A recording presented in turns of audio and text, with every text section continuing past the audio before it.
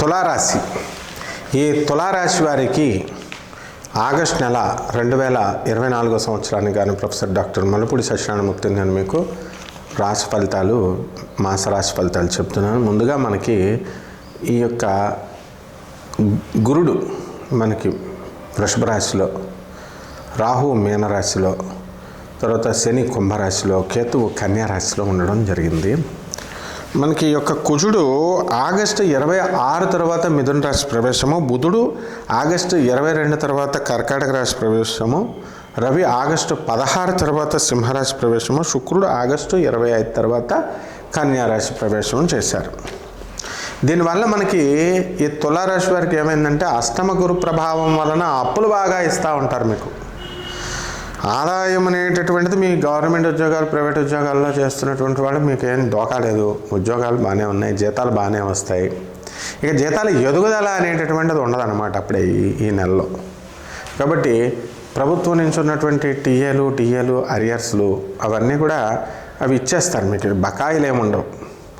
కాకపోతే ప్రమోషన్స్ అనేటటువంటివి నిలిచిపోతాయి అన్నమాట.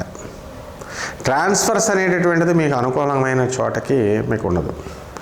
మీరు చేసేటటువంటి తెలివి తక్కువ పనుల వల్ల అవనివ్వండి, సొంత కవిత్వాల వల్ల అవనివ్వండి, మీరు నష్టపోవడానికి అవకాశాలు ఉంటాయి. కాబట్టి జాగ్రత్తగా ఆచితూచి ప్రతి వ్యవహారంలో కూడా మీరు పెద్దవాళ్ళు చెప్పినట్లుగా అడుగులు జాగ్రత్తగా వెళ్ళాలి. అలాగే భార్యాభర్తల మధ్య ఉన్నటువంటి గొడవలు తులారాశి వారికి ఉన్నాయి చాలా. ఇప్పుడు మీ భార్య పేరు మీద ఉన్నటువంటి ఇల్లు మీకు జీపీఆర్ రాసి ఇస్తే దాన్ని అమ్మేస్తే ఊరుకుంటారా? కాబట్టి అలా మీ తప్పులు కూడా ఉంటాయన్నమాట.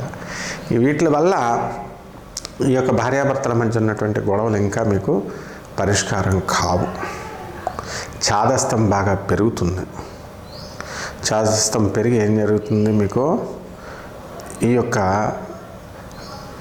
శత్రు పీడ పోతుంది.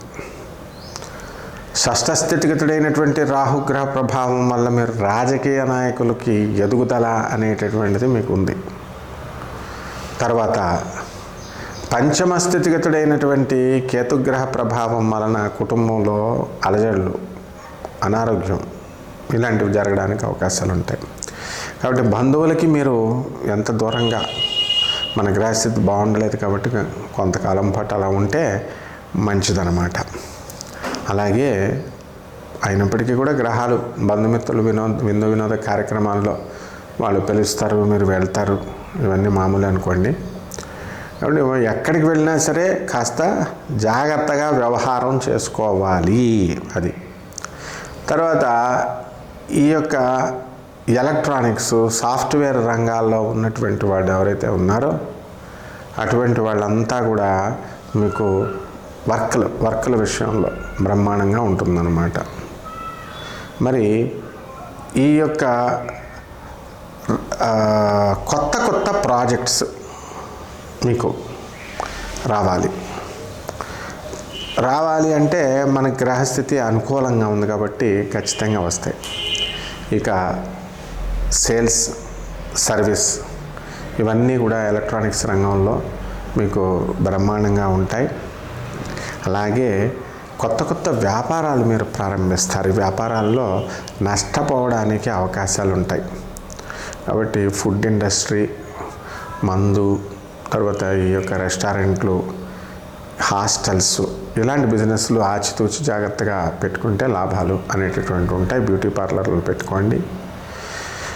అలా కాకుండా ఇనుముకు సంబంధించినటువంటి వ్యాపారాలు ఇవి మీకు లాస్ తీసుకురావడానికి అవకాశాలు ఉంటాయి.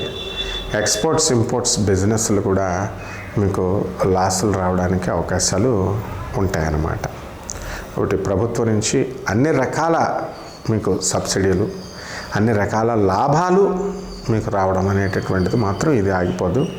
ఆర్థిక ఇబ్బందులు కొద్దిగా మీరు ఎక్కువ పెద్ద వస్తువులు కొనుక్కుంటారు కాబట్టి ఖర్చులు, లోన్లు ఇలాంటివి పెట్టి దానివల్ల మీకు ఆర్థిక ఇబ్బందులు రావచ్చేమో కానీ మీ ఉద్యోగరీత్యా, మీరు చేసే పని రీత్యా మీకు రావన్నమాట. ఇక రెమెడీస్ దగ్గరికి వచ్చేసరికి గురు జపం చేయండి, గురు స్తోత్రాలు చదవండి.